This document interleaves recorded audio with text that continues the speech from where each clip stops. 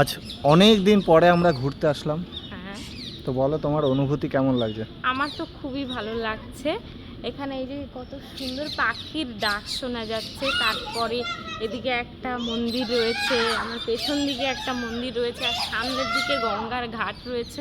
তো সব মিলে খুবই ভালো লাগছে। আচ্ছা, হ্যাঁ, আরও এক্সট্রা এখানে কোনো স্মৃতি বা অন্য কিছু আছে তোমার? হ্যাঁ, এর আগেও আমরা অনেক দিন আগে এসেছি, তো প্রচুর স্মৃতি রয়েছে, প্রচুর সুন্দর একটা জায়গা।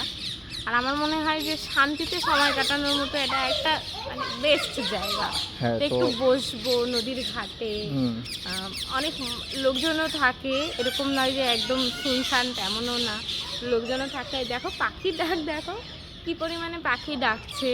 তো সব মিলিয়ে খুবই খুবই ভালো লাগে। আচ্ছা বুঝলাম। তাহলে যে কোনো একটা বেটার একটা স্মৃতির কথা বলে দাও, বললে তো অনেক স্মৃতি রয়েছে হ্যাঁ, এখানে। আমরা